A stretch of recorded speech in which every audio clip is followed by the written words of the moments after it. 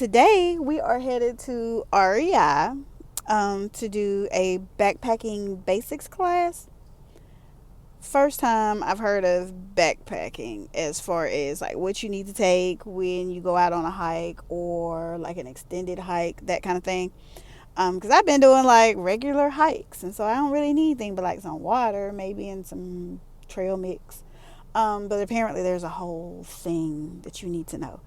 Um, and I think we'll like learn the difference between day hiking, day backpacking, night. Like it was kind of weird the way it was explained in the group. But I've joined this group called Outdoor Afro on Meetup, and it's one of their events tonight at REI. So I'm going to that. So hopefully I'll get a little bit of footage for you guys, and yeah, I think that's it. So see ya.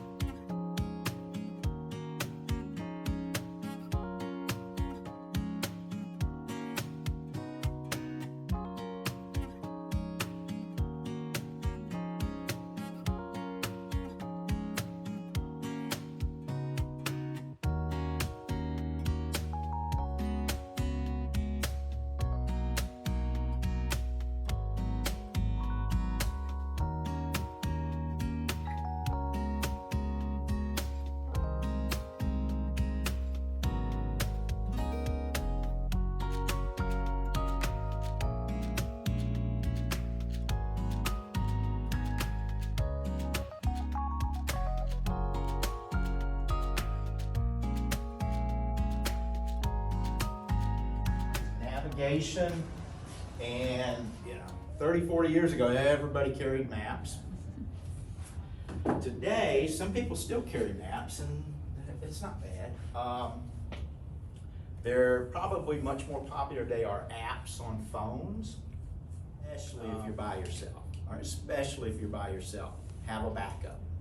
And if you bring a map, you probably need to bring a compass. You're gonna need to know what's north, and you need to know how to use the map. Don't bring stuff out there you don't know how to use. That's any piece of equipment, because all it is dead weight. So like if I go out, I'll a lot of times navigate with my phone. There's an app on my phone, and it's actually the one I use is a GPS map, or GPS app, excuse me. So I can literally pop it and it'll show me where I'm at. Okay, the other thing is if something were to happen to my phone, I actually have maps downloaded on my watch here. That's my backup. I don't usually navigate by this. But when you're out there in the backwoods, you need to think about how am I going to get to where I'm going, and what happens if I wander around and get lost? Where you're at, it's going to say, are you sure you want to do this? And you push it again, and pop, it's popping somebody, and what it's doing is it's going to give your GPS location, and there's a team that mans these things for Garmin, and they actually speak like 150 some languages. It's really kind of interesting when I delved into it. But anyway, long story short, this is an SOS device, and it happens. I mean, you can push that button, and you can have a helicopter coming to get you in a matter of hours in many, many cases, okay? So people use these things in the backwoods. If you're somebody who goes out a lot by yourself and you backpack by yourself, not a bad thing to think about. The thing is, just about all of these, whether it's an InReach or there's a Zoleo is another option out there that does similar functionality.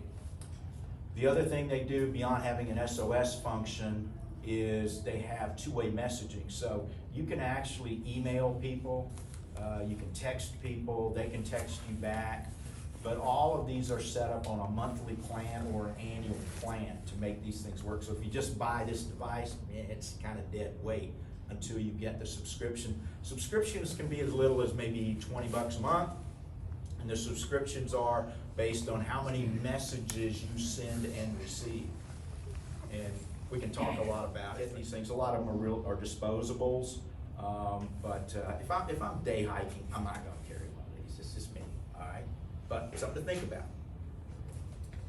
Is that a blanket or what is that? This is called a bivy, and it's emergency bivy, and it's kind of like, for lack of a better term, it's almost like a sleeping bag, but it's something that you can get in and it'll generate, it'll retain your body heat, and it's waterproof. So like if, we got the little picture of the person in the snow and they're inside this bivy, so you see about reducing the weight. But weight matters. The weight you carry on your back matters, all right? But most people who go out for a weekend around here, they're gonna carry 30 to 40 pounds on their back. And that's that's all this stuff and their food and water. Around here, most places you go, unless it's a real dry period, man, you probably don't need to carry more than 2 liters of water. But you need information about your trail. You need to understand, where is there reliable water on my trail? Because if there's reliable water, let's say I start the day and there's reliable water at mile 7. And this information's out there. You can get it on an app, you can get it on a trail map or a guide or something.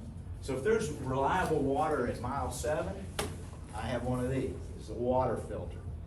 So I get the dirty water, I purify it with a filter, and now I got clean water. And then I figure, all right, where's the next reliable water, for whatever reason. And I will tell you, there is no shame in being out there and deciding, I'm going home. And maybe it's because I don't feel good, you know, I'm feeling sick, or maybe this weather's a lot worse than I thought. There's no shame in that. What I find is, over the years, when I go home, as soon as I get home and I get cleaned up, within like 2 or 3 days, it's like, all right, I'm going back out. I'm going to finish that. But I'm going to do it when the conditions are better or when I feel better.